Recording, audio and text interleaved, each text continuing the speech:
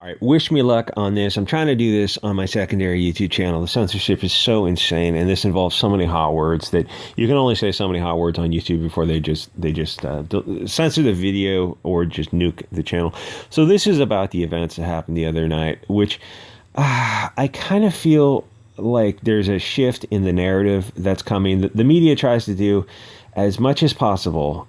But that's part of the shift in the narrative is people start to look at the media and realize like, oh, they're not like, it's not just a biased, oh, the darn biased liberal media, there's those wacky liberals in the media. It's like, no, it's that, like, that might have been in the 80s. They might have been biased in the 80s, like liberal media in the 80s. What they are now is propagandists, like far left globalist propagandists. The media is not the media. Like, what was that movie, Invasion of the Body Snatchers? The Asian woman in Chinatown comes in and goes, oh, my husband is not my husband. He's acting funny. And then she gets taken over. It's like, everything is fine now. It's like, I feel like that's kind of where we are now. Anyway, so that's kind of the awakening that's happening with people realizing the media is taken over by these, brain parasite type of things. And like, they're just pushing this narrative. I mean, that was Joy Ann Reid of MSNBC, I think, did this bit last night where they're talking about this guy. This is an act of malum for political purposes. Malum is bad in and of itself, or the thing itself is evil.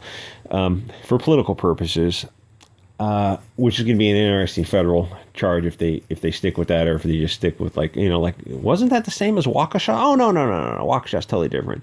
Really? Because I mean, eventually the media's going to come out and realize they're trying to do this thing where they're trying to reformat words and terms and definitions to make domestic issues of malum behavior acts as America's number one domestic threat. And you go, oh, you mean like Detroit, Chicago, Oakland, St. Louis, Memphis? And a bunch of other cities are starting to make the list too, because that's like it's not it's not people of the light who are involved in Detroit is number one like every year in the past 10 years. I mean, if there's a dystopian hellhole, it's going to be Memphis is going to be like just a nightmare cities. And to be fair, like, even though I'm on the right on certain issues and on far right on certain issues, it's not all they're doing. Some of it is, but it's not all. Like, there's forces in motion below the surface that, to be fair, like, I don't want to look at this from a hard right perspective or a left perspective. Just look at it with the goal of trying to find the truth. And the truth is, they're doing a lot to themselves. 100%. That's true. But there's also these other forces in motion that started in the mid 60s that set America down this path to use these people as tools.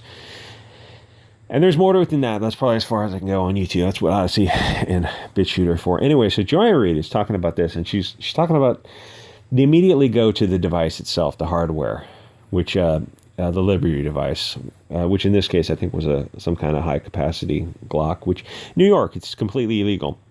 So they're talking about the history of stuff in New York, which I guess the son of Sam was in New York too. He's Berkowitz, Sam Berkowitz, this guy with the talking dog.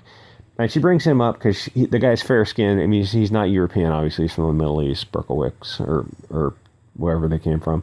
But she's trying to deflect from, the guy. This guy is an African guy, so she's trying to deflect somebody more fair skinned. But I mean, again, the guy's not European. He's Berkowitz from the Middle East, so it's kind of a tricky thing. And then the next one she brings up, and that guy was nuts. That guy was like, I don't know what you call that. Like, I mean, that guy was far, far out schizophrenic. Like, his ethnicity probably doesn't matter so much. It's like, he was clearly a crazy person. He was, to do that kind of stuff. But the next thing was the subway guy. There was a guy running the subway somewhere in the 80s. And what happens is the same stuff that happens in the subways. Let me go to this next one. Back then happens in the subways. Today, at least in the Bay Area rapid transit, is you got kids, teens, and youths. You know what I'm saying there, buddy?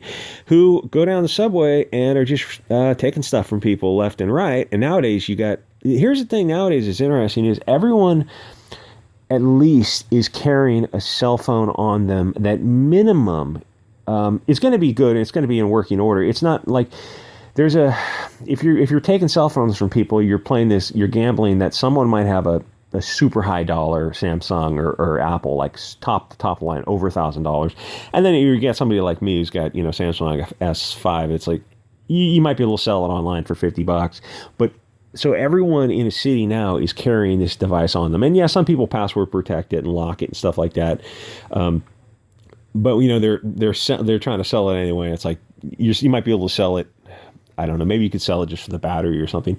But like everyone has this tech on them that's worth something. It's not like the old days where you could literally just have like a couple, whatever pocket money you needed and an ID. It's like you might literally not have anything of value on you, where nowadays you do. You at least have a cell phone, almost always, unless you're jogging around your neighborhood. Even then, it's like, so like people know that there's this new kind of chemistry in thieving, basically. Oh, my point was, so Joanne Reed's, that guy was called the Subway Shooter, I think. He's I forget the guy's name, but he was not European either. He was like Grossman or Gertz or something like that. And I'm trying to make this for YouTube. I'm trying to get around the algorithm. And you know, I don't know if the ethnicity matters too much, but it was something like that. And it was like this little guy who's he's tired of getting his stuff stolen, so he's got, you know, a pocket rocket, and he cools out 4 of them. I don't know if he deleted them permanently or he just ventilated them. 4 dudes, and Joanne Reed goes, yeah, he only got 9 months. Well, he didn't get 9 months for the ventilation. He was carrying concealed, which in New York is, you know, as serious as you can be. It's like, well, it's weird. This Second Amendment doesn't touch on that. It says to keep and bear arms shall not be infringed. So he got 9 months for the carrying of the whatever he was carrying, probably a little 38, which meant he only had 6 rounds, and he hit 4 of them. It's like, that's pretty good shooting. So they do that. The same thing happens in the bar now. It's like California's got the same laws. It's like, so your option is you could pepper spray all of them, and pepper spray is like you can get a pretty decent couple size bottles, and like, so that means like you pepper spray the attackers, but everyone in the car is sucking down pepper spray, which actually would probably be a good thing to do because it would kind of bring attention to it. And what happened with BART is they have security cameras. They go, we're not going to publish the photos of the people who are doing this because it's only one group of people who are doing this, and we don't want to bring attention to that group of people who are doing it. It's like, oh, okay, so you just admitted who's doing it. Yeah, I mean, everyone knows. If you're in the Bay Area, if you're in any city in America, you know what's up. So people are realizing like, oh, if I have to function in a city, I've got to have a cell phone on me. I mean, the other option is to have like buy an old used Samsung S3 for I don't know, $50, $100. Buy something, or buy a flip phone for like, you could probably get one for $20. Literally at Target, like just a simple flip phone. I mean, no subscription service. It's just like you keep the battery charged so it looks like it works. And it's like they'll steal that. It's like, realize, yeah, it's my phone. Your real phone's tucked away. I don't know if they'd fall for that. They might, or, you know, again, you could just pepper spray them, and that would probably be. But so what happens? I was thinking about this. What happens if you pepper spray these people on a subway? It's like you can't ever ride that subway again, because and the thing is to do if you're in a subway, obviously you're wearing a mask, they're wearing masks, so that makes things a little bit better for the defenders. But you can't ever ride the subway again because those people will come back. Because we live in a catch and release society. So what's happening is why this guy had this background matrix of being able to have this kind of hate is because the media, the schools, and all the CRT stuff is pushing this. They're pushing this for a reason. Like this is all coming down to a civil war. I can say this 9 minutes into the video. And the media is responsible for most of this. So there's no, I don't know if there's a way to avoid that. Like this guy, there's so many other, and like even doing this on YouTube is just about impossible. There's so many other factors that go into this kind of permissive behavior. If you have a liberal group of people in you know, the Bay Area, California, or any city, and they vote for liberal DAs, judges, city councils, mayors, governors, and they have this catch and release policy. Well, what happens if people get let out, catch and release, like George Floyd? George Floyd should have been in prison for life. He did a home invasion. You invade somebody's home, that should be a life imprisonment. Or, you know, ideally the homeowner should handle the issue, but that should be life. You shouldn't. Oh, well, we sentenced him to 12 years and he got out in like 5. That's insane, man. That should be sentenced to life, and you serve life. You can't break into somebody's home. You can't commit felonies and not get punished. What happens if you commit crime and you don't get punished? You can do anything you want. And the next part of the equation is what happens when you tell people nothing is their fault. You're not responsible for anything ever. This is your whole existence, is the history. Whose names was on the ships, my ninja? Nothing's your fault. Everything is someone else's fault. This thing is screwed. What happens to the mindset of these people when you indoctrinate them into this? Well, you get what you got the other night, or you get the DC sniper that was in 2003, I think, or you get Waukesha. Now the thing is, all these bad acts are all majority of these bad acts are all coming from these certain groups, and the media and the government both try to reformat the names of these things from to do whatever they can to exclude gang activity, to try to blame domestic say acts on the fair-skinned people. And no matter how you change the definitions for things, you're never going to find an overrepresentation of fair-skinned people doing bad acts like this.